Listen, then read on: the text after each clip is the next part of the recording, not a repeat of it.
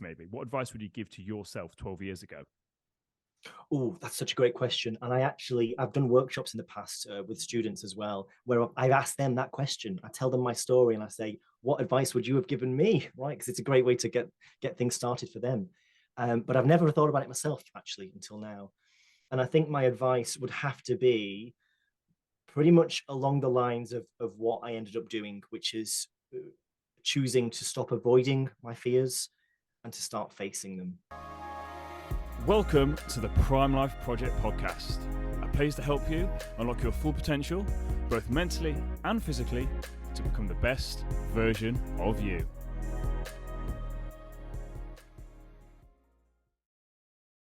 Welcome back to an episode of the Prime Life Project podcast. I am your host, Daniel James, and today I'm delighted to welcome to you Mr. Ed Darling. Ed, how are we? I'm very well, thanks, Daniel. Yeah, lovely to be here on the show in virtual essence with you. I feel like I'm almost in the room right now.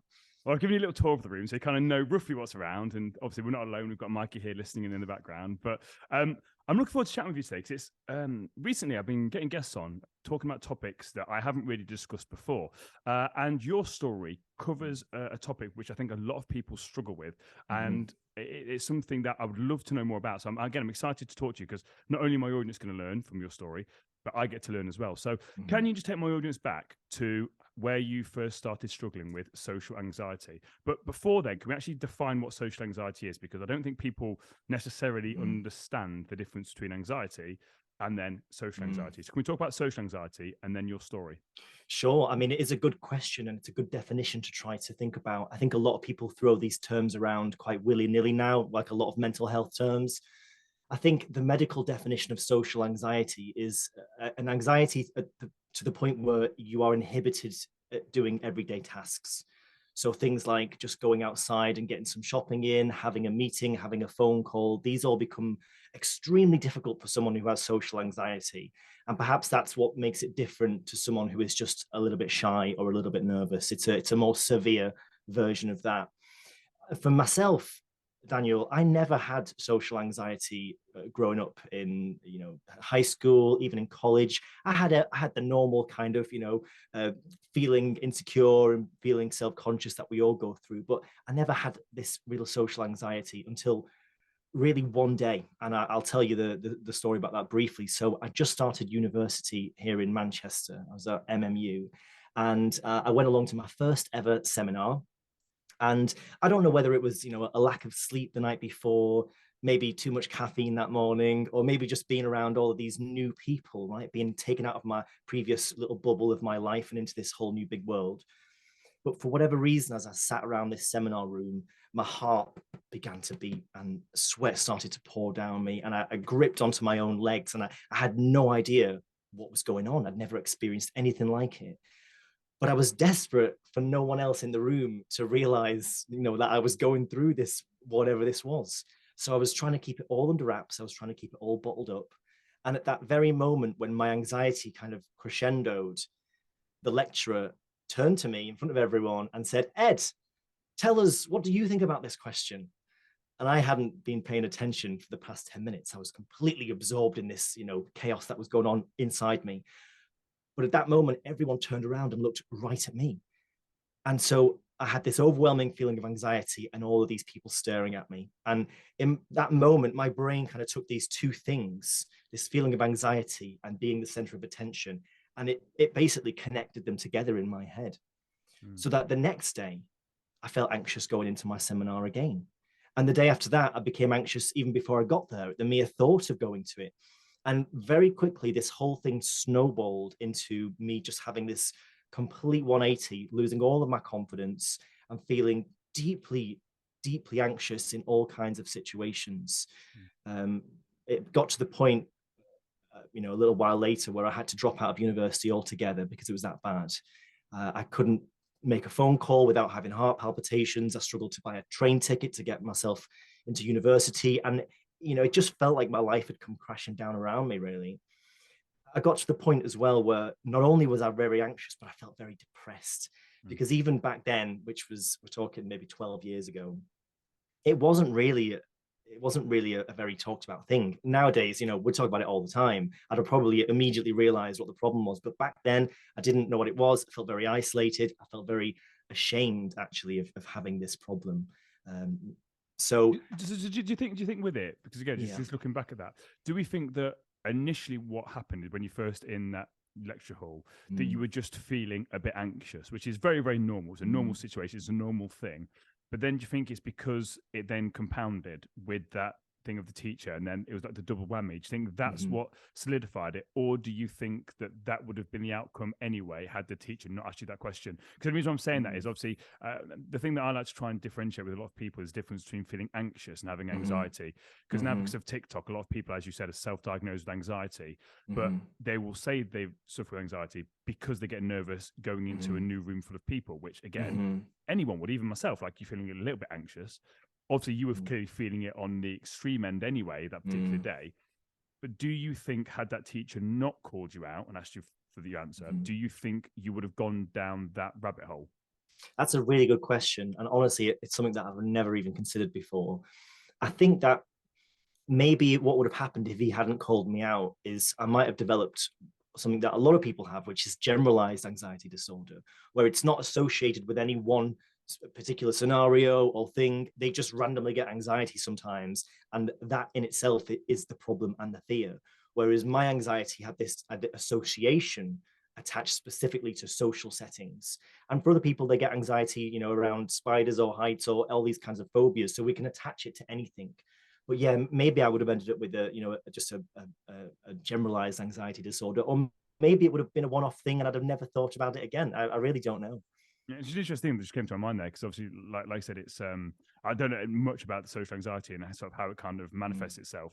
But as you sort of mentioned there, you sort of put the two together. And it's like this and this combined, and I thought, well, actually, if the teacher hadn't said this, what potentially would have been the outcome? Yeah. And when you sort of mentioned before you went to university, were you quite a social person? Or you kind of mentioned, obviously, I'm not sure where you come from. Were you quite set in a bubble of normal people, peers, social groups, or were you quite a social butterfly?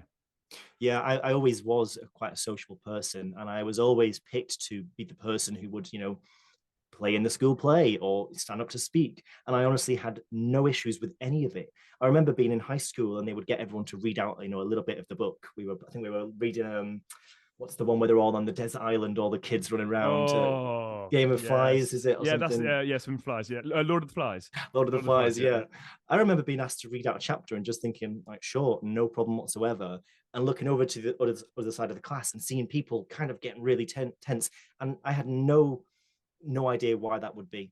So yeah, I used to be very social, and that's why for me it was maybe almost worse, because it was such a contrast.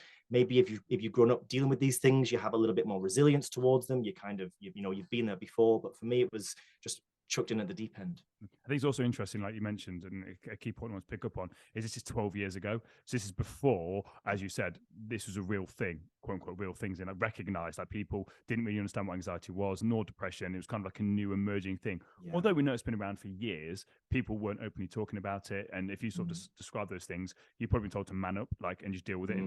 It's normal, it's fine. So you kind of mentioned a few of the symptoms, but can you just walk through what are the symptoms this sort of manifests itself in? Like again, like you mentioned about your heart beating, like what other things would happen when you were going through one of these social anxiety situations?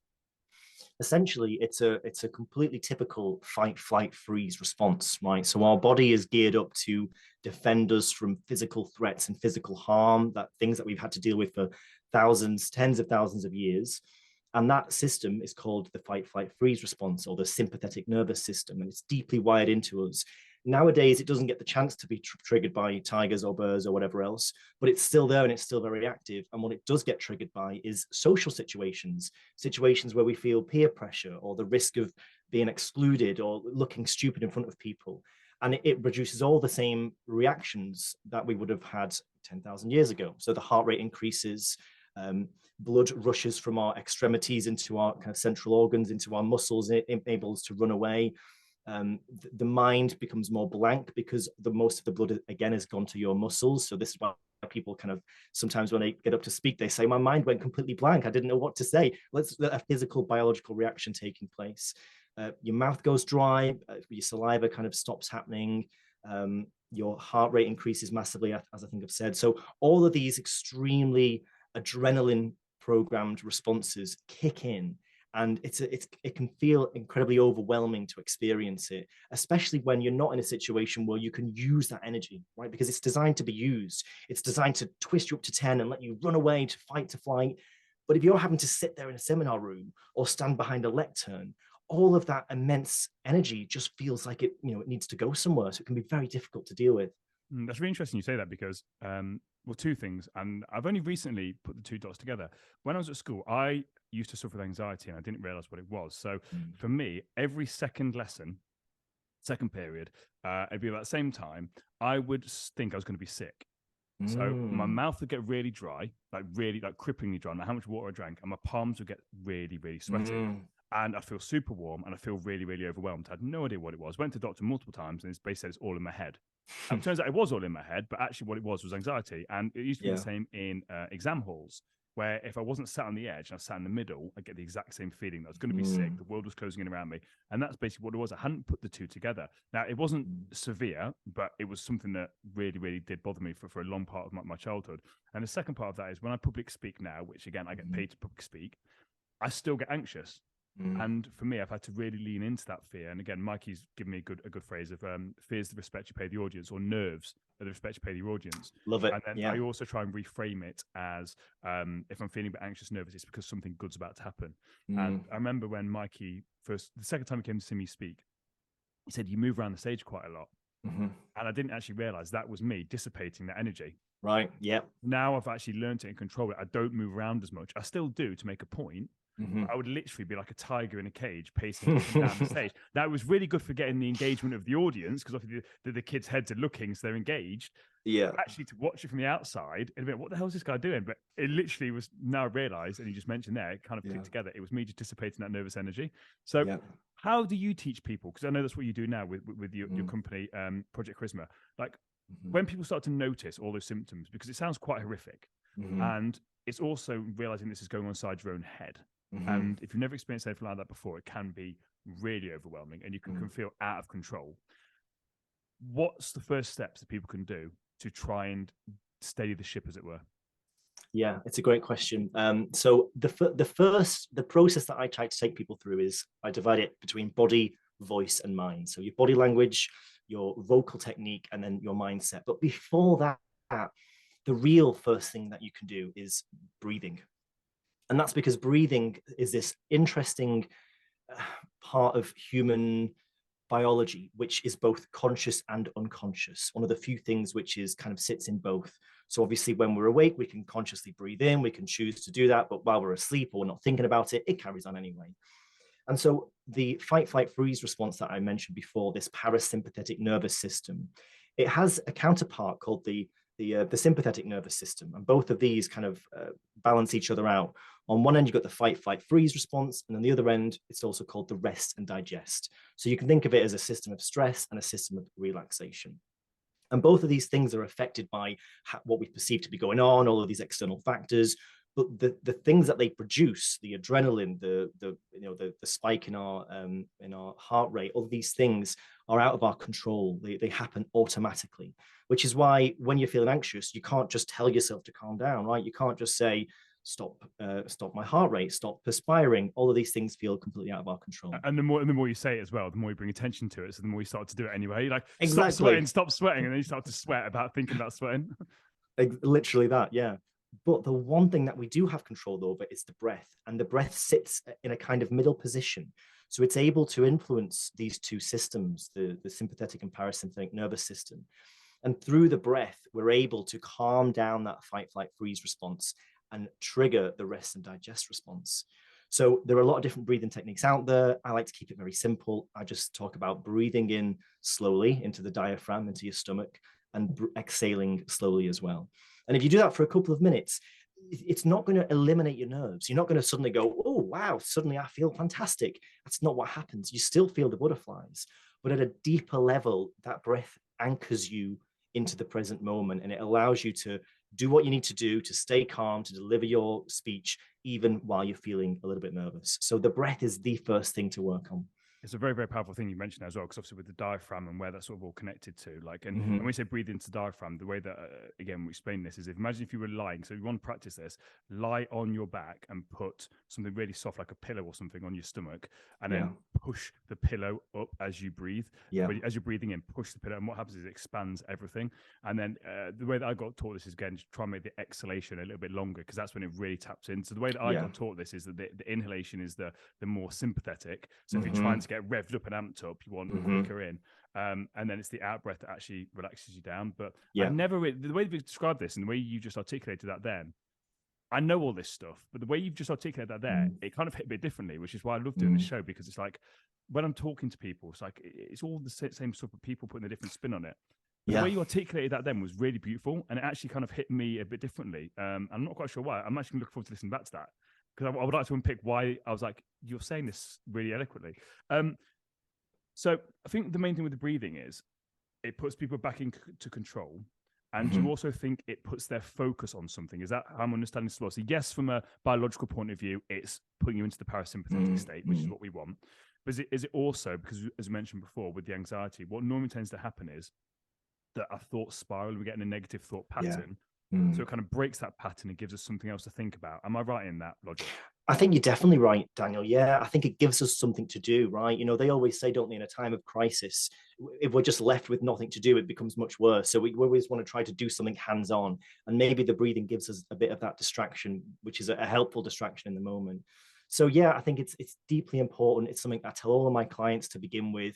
And generally, you know, if you're in a situation where you have to give a speech or you're about to speak in a presentation, just a couple of minutes while you're waiting for your turn to speak, doing that conscious breathing is enough to give you that edge and give you that confidence back. This thing, the interesting thing for me as well is that when I'm doing this myself, when I'm sort of working through this, especially when it comes to before I'm on stage, I'll be sat there and I notice myself. I'm very well. I can get myself into a meditative state. And I was talking in school a couple of weeks ago, and I sat there at the front of the room in a meditative state, focusing on my breathing. And again, no one had basically told me this, but I've kind of figured it out myself. Just basically meditate, so focus on breathing. And these two kids looked at me.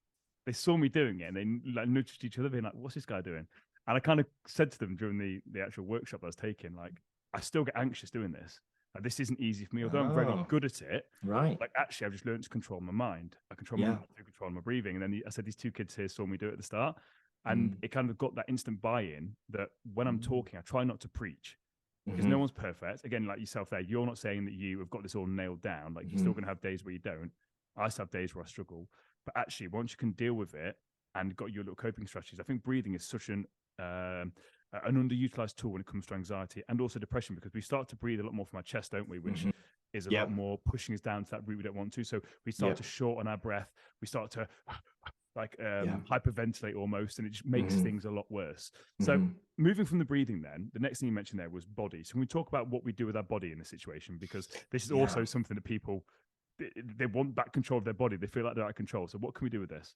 Well, I love talking about body language, but I try to take a little bit of a different slant on it because, you know, everyone knows what positive body language is. Everyone knows you need to stand up straight, to use your arms, to have eye contact. The trouble is, it's one thing knowing it, and it's another thing applying it when the pressure is on and you're in a nervous situation. And usually what happens is it all goes out the window as soon as people are faced with an audience and they start to kind of, you know, comfort themselves with their hands, or they kind of shuffle their feet around, or like you, they start pacing back and forth like a penned up tiger. So I think if we can understand body language on a bit of a deeper level, it can give us a little bit more self-control over our own body language.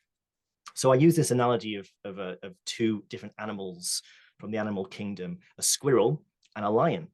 So if you think about a squirrel's body language, if you can just imagine a typical squirrel that you might see, is there any words that might come to mind, Daniel, that you would use to describe its body language?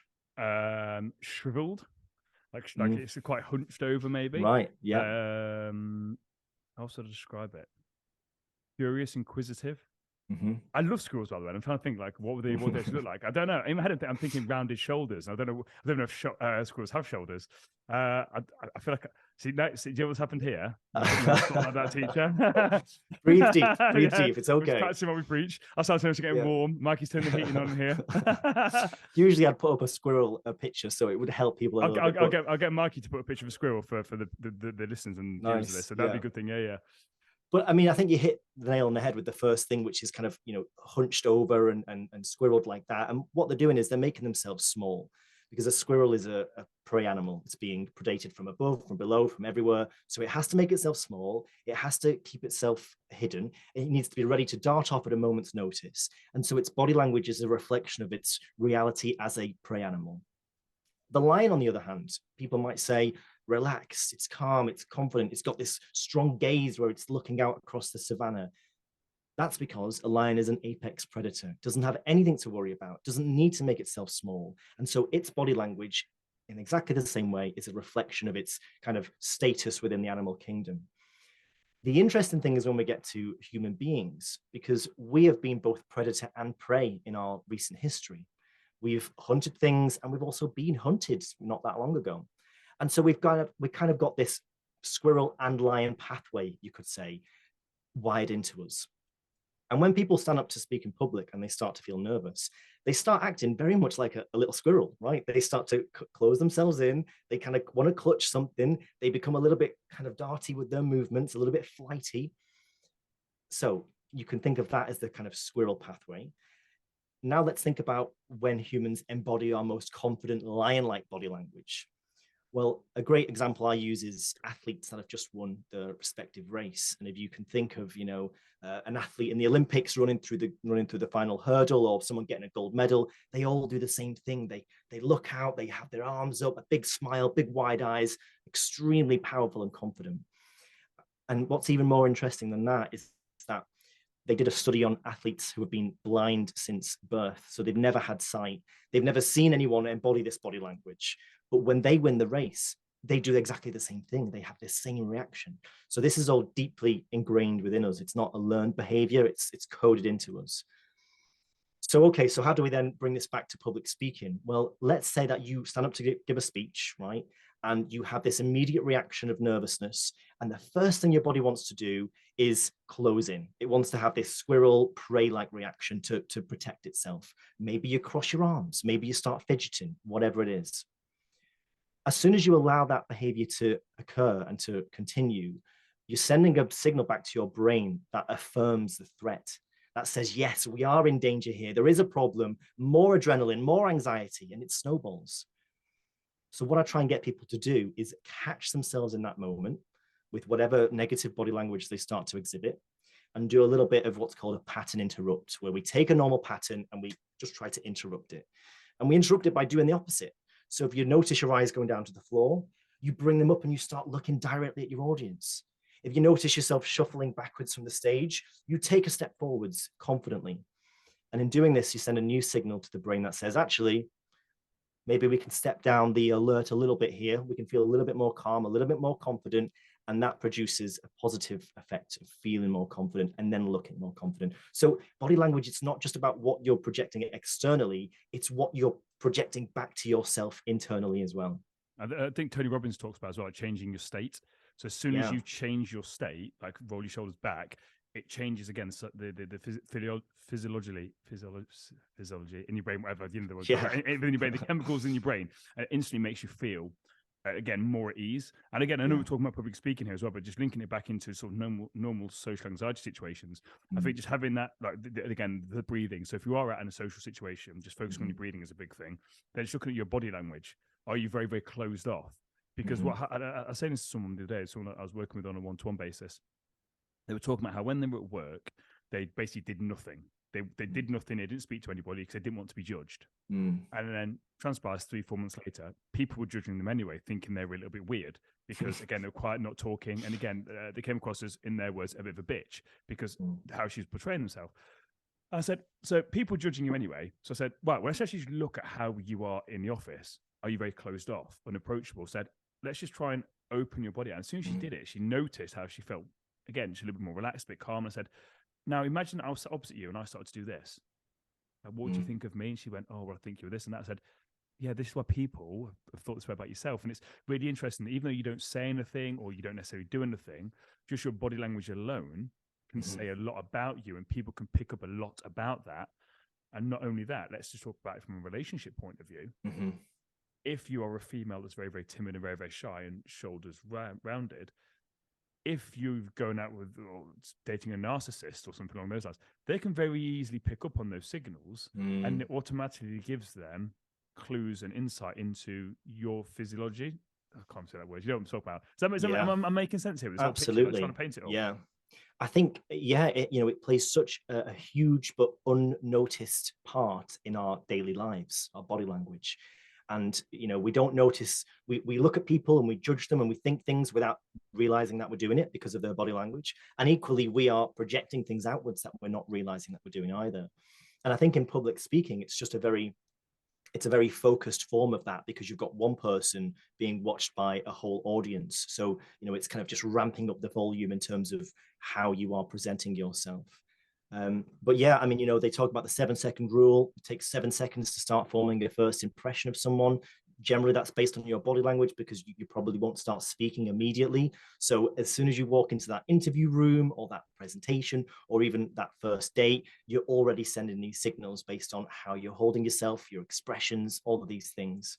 And you don't even have to be feeling confident. That's the key thing about this. Or just literally got to just roll your shoulders back. You still feel really unconfident, but just the act of doing it will just give you that slight advantage, which is what we're trying to do here, is like those marginal gains. So we spoke about breathing, which I think is a really, like, that's such an underutilized tool, breathing. Body language, which again, underutilized. And I think that's something that people, especially myself, are really guilty about focusing on the mind. And that's where it all for me starts. But actually, there's some other things you can do which are almost quick wins that gets you back in control. The mind stuff is a little bit of a slow burner, like it's not as instant.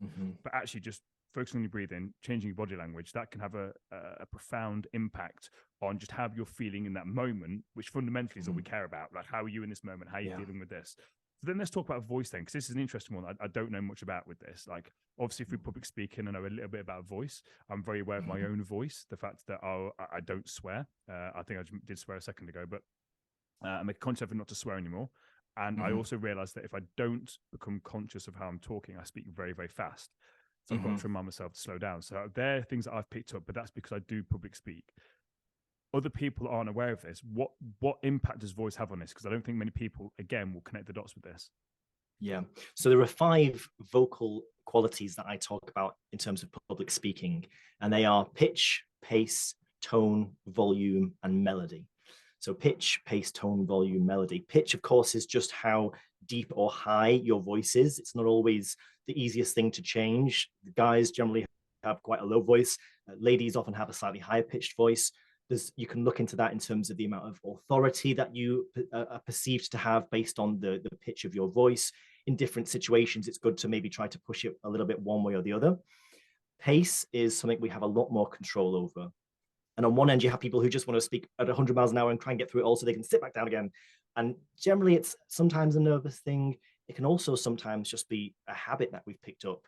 If you're in a family where everyone else speaks fast and you have to speak fast in order to get your word in, otherwise you'll be cut off, then you end up being a fast talker. See, that's interesting. That's me. So when you mentioned about fast talking, you said about to rush through it to get off. That's definitely not me. Like, I love being on stage. For me, what I found is, again, I'm literally being very selfish now and do this for my own personal learning.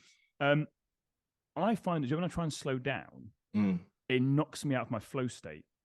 And I find myself thinking more about what I'm going to say. Whereas, if I just don't think about how fast I talk, it just flows and just this information comes through me. And I'm like, wow, what am I even saying right now? But the more I try and consciously slow down, I'll be like, oh, I've lost what I was going to say. I've lost it because I'm constantly. Is that a thing you've noticed, or am I just kind of a bit weird? I think everyone has a different setting that they feel most comfortable at.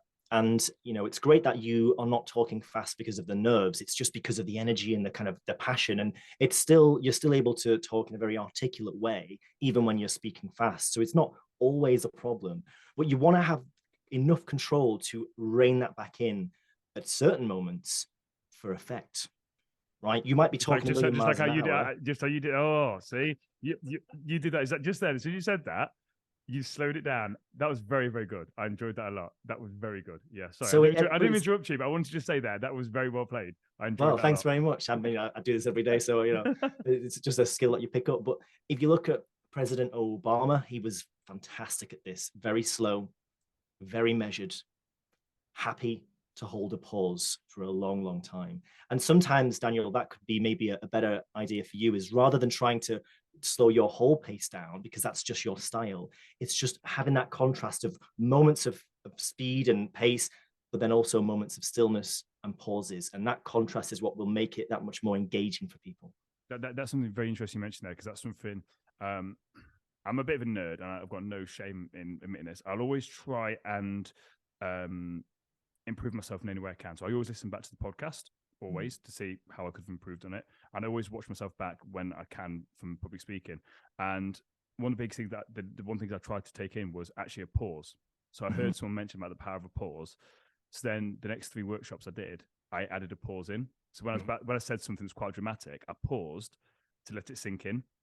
Whereas previously I'd probably carried on, but it's actually that pause just lets it sort of sink in a bit. Means I can get a bit of a drink, think about what I'm going to say next, but it's the dramatic pause that kind of just boom, and then hold it and be comfortable with it, which is, I think a lot of people, let's just take our public speaking setting. A lot of people don't enjoy silence or the pause. And even on a date, they can almost feel like they have to fill the noise, the silence with noise, when sometimes the silence can actually be beautiful because you just sat there in the other person's energy. Well, you could take this topic quite deep here, but I think you are definitely onto something. And I remember a quote by Eckhart Tolle, if you're familiar with himself. Yeah, absolutely. It's along the lines of a society which is deeply unconscious is also deeply noisy. Ooh. And he talks about the noise in our modern day world, the traffic, the music, people blurring things out, and all this noise that we have created to drown out the silence that we're not comfortable with. And maybe you could find a link between this cultural need for noise and running away from silence, and people struggling to hold a pause and enjoy that moment because they feel this anxiety around it. Something interesting to think about. I really enjoy you saying that. And again, this conversation, as we said before we started, I knew we were going to go off on tangents here, and I've really enjoyed where this conversation is going. That's something that when I meditate, I was taught to find the silence. Right. And it's really interesting you said that. And you mentioned about Eckhart Tolle. Again, I've got his book is a really, really good book, The Power of Now, fantastic book. Yeah. And I think The New Earth as well. I didn't enjoy that as much, but The Power of Now is definitely a good book. And it's just really interesting when I was meditating, just to be like, especially with the windows open in the summer, you can hear all the noise. To just try and find that silence and get comfortable with it. And I think there's more power in being silent and not speaking sometimes as there is in actually speaking. And that's a real powerful tool that people can actually use. And again, I'm really glad that I stopped you there to go down this sort of tangent. So we've hit the pitch, the pace. Next one, tone. Yeah, so tone is something, again, that there's not as much maybe you can talk about, maybe not as much you can really do about, but just so you have an idea of what it means. On one end of the tone scale, you have someone who's maybe got a very edgy tone. It's quite difficult to listen to. It maybe sounds quite assertive, but it's not very pleasant. And on the other end, you've got a very breathy tone, someone who has a very calm, pleasant, welcoming voice, maybe the meditation style Eckhart Tolle voice. But perhaps that lacks a bit of that assertiveness. So in a business setting or, something a bit more important, you need to find that nice middle ground. So that's tone. Next, we have volume. Now, the first thing about volume is that you need to be at least loud enough to be heard, right? Ideally comfortably heard. You never want anyone to be struggling to hear you because they will just switch off. So most people can afford to speak a lot louder than they do, especially in a public speaking scenario. But beyond that, volume is this amazing tool for engagement, right? Because we can increase the volume at times to get people's attention, and we can also lower the volume to draw people in. So the more we play with this dynamically, the more engaging our voices. And then finally, so volume is something that I've struggled with, but so I heard someone talk about the vocal cords as like a musical instrument. And again, like the loud and the quiet. And for me, I'm just a very loud person. And so with all these things, I've heard people talk about these 5 before, and I've tried to really work on myself on some of these. But the volume's the one that I have struggled with, because I am a very loud person. And it's interesting you sort of mention that, because I think it's also when it comes to, I'm thinking like the public speaking, I'm also trying to link this back into other people's lives as well. Sure. I think also when it comes to like the volume thing as well, in such a noisy world that we just discussed, so many people that've got amazing ideas, amazing personalities, don't get the time of day because they don't have that assertiveness with the actual volume of how they're speaking, and they just almost get like overpowered. So if that is someone that's listening to this and they do struggle with volume, how can they work on that? Because that's not an easy thing for them to do, especially if we talk about from like an anxiety point of view. So someone's in a social setting, they're feeling a bit anxious, so they've done what we've discussed, so they're focusing on their breathing, they're feeling a bit more calm, they've opened up the body language a little bit, but they kind of want to talk. How can they then work on this thing of the volume, where obviously the pitch, the pace, the tone, etc., but the actual volume to actually be heard? How can people work on that? Well, I think, without putting too basic a point of it, you just need to get more comfortable speaking a little bit louder, right? And you can think about how you breathe into the diaphragm in order to project more volume and the kind of the physiology around it. But for a lot of people, that's not the problem. They just psychologically have a quiet voice, right? If you want to feel more confident, one of the quickest things you can do is start speaking 20% more louder in everyday conversations and make that your new base level. Because just as the body language, when we kind of close into ourselves, it makes it worse. So as the voice gets quieter and more weak, we feel more weak and more quiet. And as we speak a little bit louder and a little bit more forward, we start to feel a little bit of that forward momentum ourselves. So you just have to retrain yourself to speak louder. Maybe start with friends and family, people you're more comfortable around. When that becomes more normal and natural for you, take it into your social setting, your work setting, etc. You even do it in the car, can't you? Just think about it out loud, like just even singing a song, just deliberately almost shout the lyrics, so you get used to what your voice sounds like. So I think that's an interesting thing. People aren't used to how they sound. Yes. And we always hear this, don't we, when people hear themselves back, oh, do I really sound like that? Yeah. Yeah, you do. And I don't know if you teach people to do this, but something that I got taught to do as well, which is why I like to listen back to myself, is literally record yourself talking and then listen back to yourself to see, well, do you use filler words? And not necessarily about public speaking, but just in general. Like, are you a nervous person? You're saying, are you quiet? Like, whatever it is. And you can then actually discover a lot, but especially if it's just audio.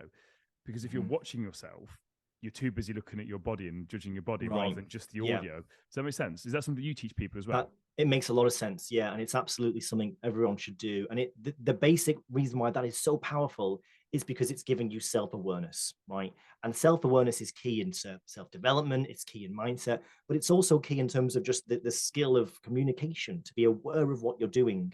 And so many people, they really aren't aware of how they sound, what they do with their arms. They have no idea, and they kind of, they'd rather put it in a box and not think about it because they're worried about what they might find or hear.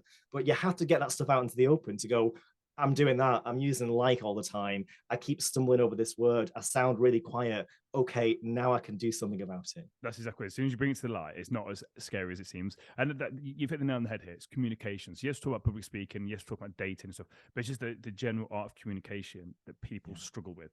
So it's even like me and you. We've never spoken before, really. It's not but we're communicating, and it's just two people having a conversation, and you're trying to learn how I'm communicating, I'm trying to learn how you're communicating, to make sure that we've got this nice dance of two people talking.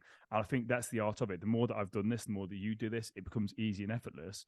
But people start out with, especially if they are quite shy, quite timid, and they have struggled with anxiety, they don't understand the rules of communication. So then they're always on the backhand, they're always on the back foot.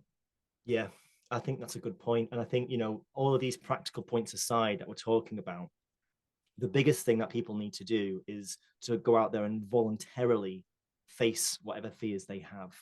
It doesn't work if you're pushed into it. It doesn't work if you try to hide from the social situation until you're forced into it. You have to choose, you have to voluntarily push yourself. And in doing so, that's how you build the most confidence. So yeah, it all comes down to the practice more than anything else. No theories, techniques will do anything unless you actually get yourself out there and start taking action. I think that's interesting, isn't it? It's looking at something that does petrify you and maybe makes you feel anxious.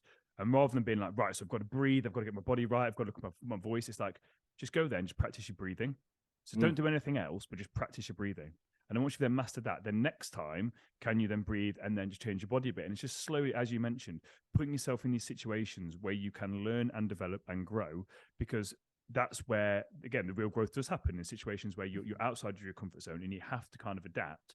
And I think nowadays as a society, we're very used to being comfortable, and that, talk about anxiety again, that's where a lot of anxiety can come in, because we're so used to being comfortable. As soon as we step out of that comfort zone just a little bit, we can feel that anxiety, which is completely normal, but then it can be extreme and then become anxiety, if that makes sense. So for me, it's just a case of just slowly, with you in control, consciously go out and actually put yourself in these situations where you are in control. It's not in control of you, and then you can start to work with it. And I think it's a fascinating bit of advice. I'm really glad you said that, because that's something that I probably would have potentially not thought about, but that's really, really key.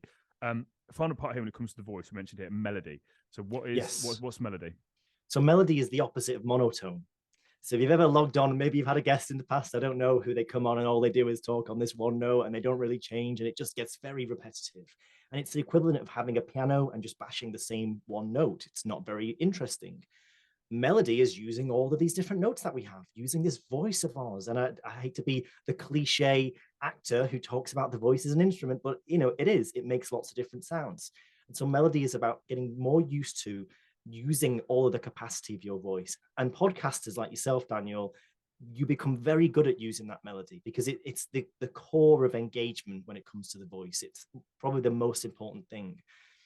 And another thing that a lot of people aren't aware of with the voice, it ties in with music an awful lot, is that there are different ways of using your melody. So a lot of the time people use what are called descending scales. So at the end of every sentence, we go down. And every time we come to a full stop, our voice is ending up on a lower note. And if we carry on talking like this too long, it sounds quite depressing. And in musical theory, a descending scale, it makes people feel sad, right? If that's in a song, you're going to feel a little bit sad. Versus an ascending scale, where you are ascending up the scale and you're ending at a higher note, it generally has this subtle positive effect where people feel a little bit brighter and a little bit lighter. Now, if you don't know about this and you're not aware of what your voice is doing, and you're trying to encourage someone or speak in a positive way, and your voice keeps going down at the end of every sentence, you've got this contrast in terms of what you're trying to achieve and what your voice is making people feel. So there's a whole lot of interesting stuff in the voice that people just don't even realize. We're not taught it. We don't get to know about it.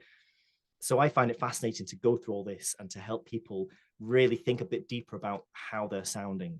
I think it's honestly, I'm really, really enjoying this podcast from a completely selfish point of view. And the reason being is because when I first started podcasting, I did not like my voice. I never wanted to be a podcaster. I never wanted to public speak. The only reason I started a podcast was because I had information that I know could help people, and I felt an obligation to do it. It's only really now that I've learned through doing the stuff that actually I'm pretty good at it through practice. And it's not through natural talent and ability, because I was that kid in class where you mentioned about reading, my dyslexia. I was a kid having a panic attack and like trying to do, no complaints, and you're like, that was me. Like just trying to make any excuse not to read.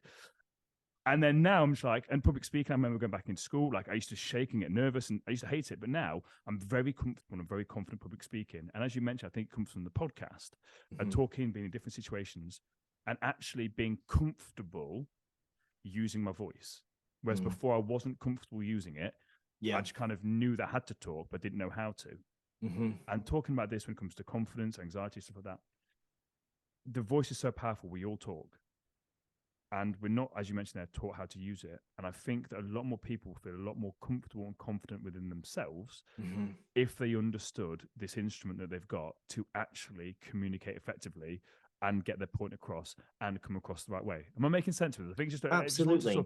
Just loop that back around, because it's not ever something that I have been comfortable with my voice. I always thought I was monotone.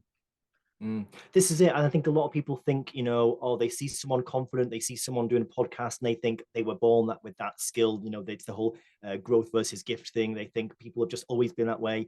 And so often it's not the case. So often, we've been through that terrible anxiety or self-consciousness ourselves, and we've just had to drag ourselves through it. And public speaking, like anything else, it is a skill. The more you practice it, the better you get. But people put it on a little bit of a pedestal, especially, and think, oh no, it's this specific thing that certain people are great at and I just never have been. But you do yourself a disservice if you think that you can't learn it like any other skill. Absolutely. So the final thing here, so we've talked about breathing, body, voice, mind. Now, this is a subject I know that we could go down a massive rabbit hole here, but what's your sort of general thoughts when it comes to the mind? Okay, so 3 mindset shifts that I like to share with people. These are things that I have kind of picked up on my own journey. I use them myself. They've helped me, and I find that they help other people. So, number 1 is be prolific, not perfect. A lot of people think about being perfect. They want to be perfect before they speak or do something. They feel like they are not that. And so they say, not yet, not now, not this time. They hold themselves back. And because of that, they never practice, they never improve. The most naturally confident people, they're not that bothered about being perfect. They don't care if they mess it up a little bit or it doesn't go quite right. They just get out there and they do it. They are prolific. And because of that, they gain all this extra experience. So that's the kind of step number 1. Think about being prolific, not perfect. You also fail forward as well. That's the last thing I like. Exactly. Like you're gonna mess up. No one is perfect. So as you said, oh, I can't do this because, well, just get started. Like I was on a podcast yesterday, and one of the guys on there said, "Oh yes, like I researched you," and I went back and listened to the first episodes. And Right. I was like, "Are you joking me?" But anyway, Yeah. that's it. They weren't. It's fair. They weren't as bad as what I probably make them out to be in my head. But my point is, they weren't perfect. This won't be perfect, but the whole goal is to actually fail forwards, and every time just kind of get 1% better or even 0.5% better, and then over time that compounds, and you sort of learn. You because again, me and Mikey public speak all the time. You come off stage sometimes and you're like, that wasn't my greatest. Okay, but why wasn't it? And then you dust yourself off, you learn from it, and then you go again. And that's the kind of thing. Like people, I love the way you said that. I've never heard that prolific, not perfect. I've never heard anyone say that. But I think I'll have to steal that to talk to my clients about this because my clients worry about that being perfect all the time. It's like you can't be perfect. Yeah. I love that. Second part. So the second part I teach people is enthusiasm beats confidence. So again, people put confidence on a pedestal. They think I need to be confident. I need to feel, look, sound confident. Otherwise, everyone will think I'm rubbish and they won't want me to, take the role or whatever it is. But confidence isn't something that you can control, right? You can big yourself up as much as you want, but then as soon as you stand there and you're confronted with the audience or the whatever the situation is, your confidence can a lot of the time just leave you standing there, right? And then if you've put all of your eggs in that basket and it's gone, what else do you have to stand on?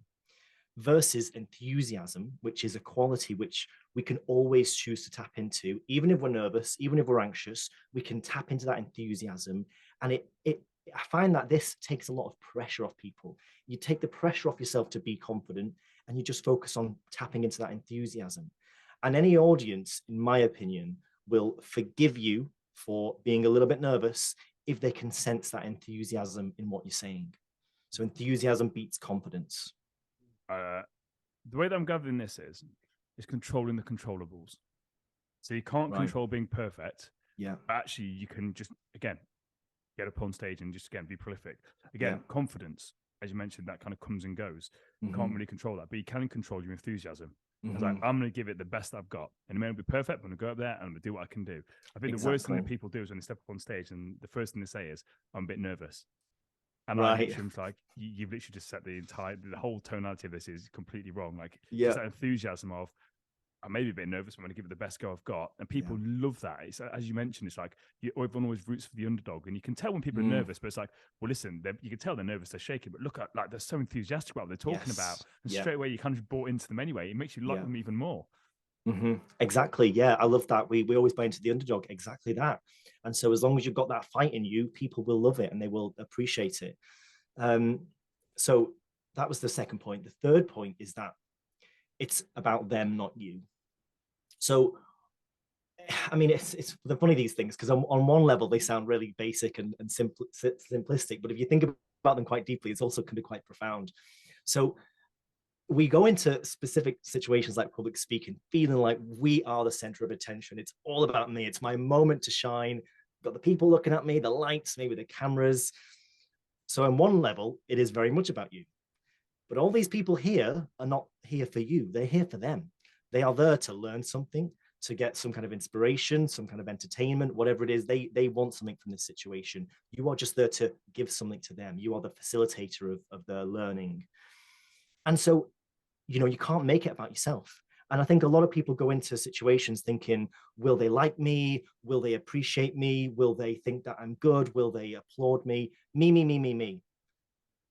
Extremely self-focused. And of course, that makes you more anxious. Whereas what you need to do is become way more focused on your audience.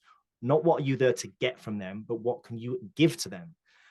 And if I'm delivering a speech and I'm feeling a little bit nervous, I'll try to think about who is the one person in this audience who really needs to hear this from me.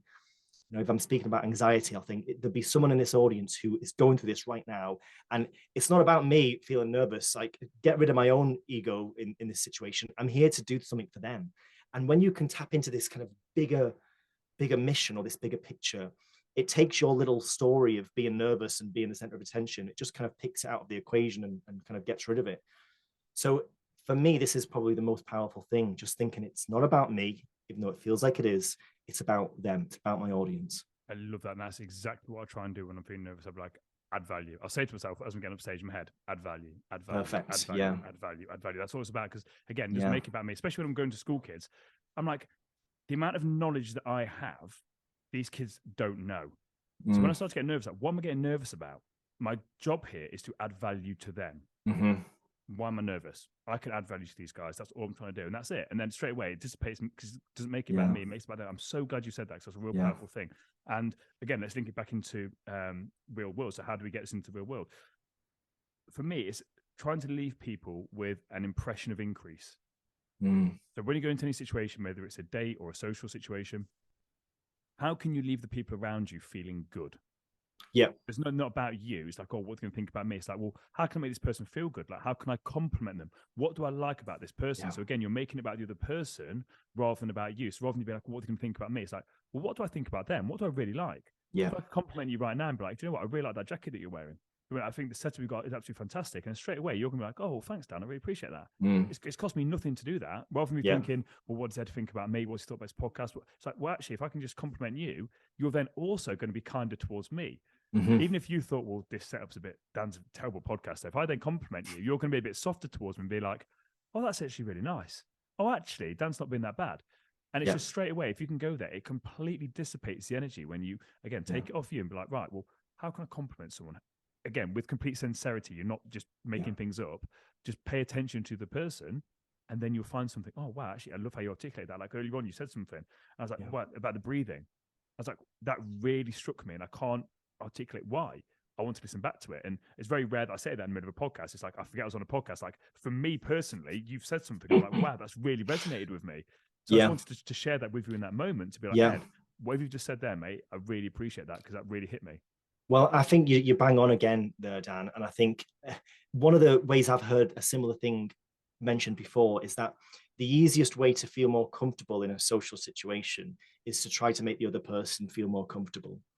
And it's just another way of saying exactly what you were talking about then, right? If you go on a date or you have a meeting or whatever it is, we're so wrapped up in how we feel and we disconnect ourselves from the other person. And not only does it make it a worse situation for you, but it makes it a worse experience for them as well. So yeah, just trying to be more present brings us back to the whole mindfulness thing, which kind of, you know, sits underneath everything we're talking about in a deeper sense.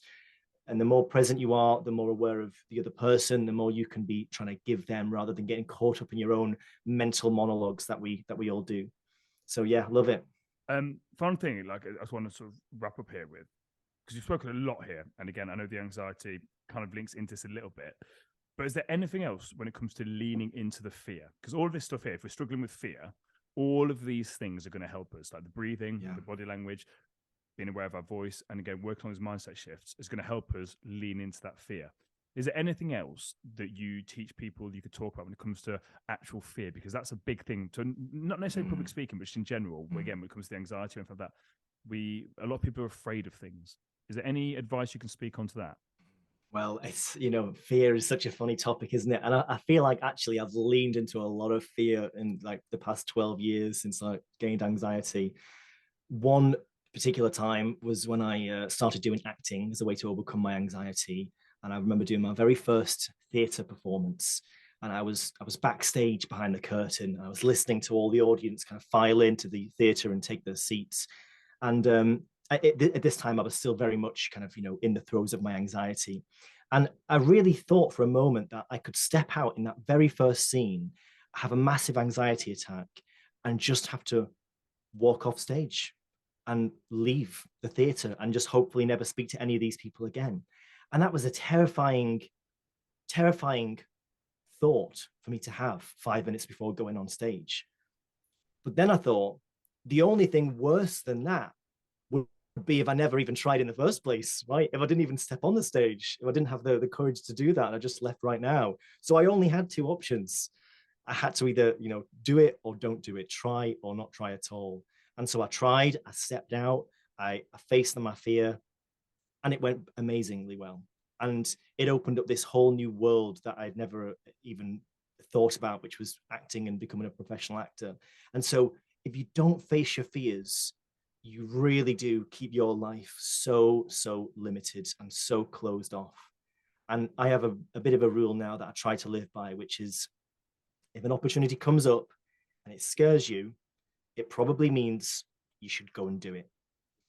And living by that has certainly opened up my life when it was at risk of closing and collapsing in on itself. And I think that it would do the same thing for anyone else. So fears are there to be faced. And generally when you do so, it ends up being for the best. I love that, because I think it's looking at it, well, what's the worst that can happen? The worst is not doing anything. That's substantially worse. And I really like the fact you said that again, really embracing that, leaning into it. That if you are feeling afraid of something, that's a telltale sign. The universe is probably saying you should walk down this path. Like just dip your toe in. And I said just one step at a time, especially linking it back to what we spoke about before, that breathing. Just focus on your breathing, and you can conquer a lot more by controlling your breathing than you realize. I used to have a fear of flying, massive fear of flying, and I've overcome that through breathing and meditation. Actually becoming aware of what's going on and getting outside my own head and just breathing. And it's massively helped me. So the power of breathing is absolutely insane. I'm really glad we touched on that today. So final question I sort of like to ask all my guests. What is one piece of advice that you would give someone who feels stuck and out of control of their life right now? So again, it doesn't necessarily have to be an anxious point of view, but let's just go with that, because that's kind of been our topic. So we've covered a lot here. You've given some incredible advice here, and like genuinely the value to my audience is profound. So I want to thank you very much. Is there anything else that you would like to add there? So someone's listening to this and they are really struggling with their anxiety. So maybe let's just rephrase this. Maybe what advice would you give to yourself 12 years ago? Oh, that's such a great question. And I've done workshops in the past with students as well, where I've asked them that question. I tell them my story and I say, what advice would you have given me? Right? Because it's a great way to get things started for them. But I've never thought about it myself, actually, until now. And I think my advice would have to be pretty much along the lines of what I ended up doing, which is choosing to stop avoiding my fears and to start facing them. And it all comes down to that. That is the one decision. And there's a great metaphor that I'll share very briefly, which is if you were a sailing boat back in maybe 100 years ago or so, and you're out at sea and there's a big tempest ahead, a big storm front. Generally, if you tried to turn around and move away from it, you could get caught from behind, and that would ruin the ship. If you try to go around it, you can get caught along the side, and obviously the ship will just get pushed straight over. That's no good. So their best strategy when faced with a huge storm was to head straight towards it and try to bring the front of the ship right into the storm. It must have been utterly petrifying, beyond anything that we modern people can imagine. But that was the strategy for that situation. And I think the same thing applies with a lot of the fears that we face in life. I love that. I heard something very similar. It's like a modern day version of that when it comes to buffalo versus cows. Have you heard that? No, I've not. When a storm comes, buffaloes run into the storm. So they run straight into it. So they come in and out of it a lot quicker. They can rest, recover in the sunshine after the storm. Whereas cows try and outrun the storm. So they waste so much energy running away from the storm. But then what happens is they spend more time in the storm because they can't outrun it. Fascinating. And then they end up exhausted, tired, and then end up even more in it. So it's literally the same principle we mentioned there with the ships. It's interesting that it's the same analogy, but animals clearly innately, you've got the smart ones and you've got the not so smart. But it's just very interesting of actually just going full on. What's the worst that's going to happen? Really, what's the worst that's going to happen? For me, that's always been my motto. I say not always been my motto, but even before I was aware of all this stuff, what's the worst that can happen? And that's why I ended up moving to the side. I moved to America. I've done all this stuff, doing really kind of out there stuff. And my motto was like, well, what's the worst that's going to happen? Yeah. I think it's a real powerful thing. So honestly, I've really, really enjoyed today, Ed. Where can people find out more about you? If they want to learn about what you're doing, about your company, where's the best place for people to find you? Thanks, Daniel. Yeah, so my website is www.projectcharisma.com. And I'm pretty active on LinkedIn more than anywhere else. So you go on LinkedIn and you search for Ed Darling or Project Charisma, you'll find me there. Amazing. I'll get Mikey to pop all the links on bottom of the show notes as well. So thank you very much, Ed. It's been absolutely amazing. Thank you for your time. Thank you, Daniel. Loved our conversation. Thanks for having me on. You're welcome.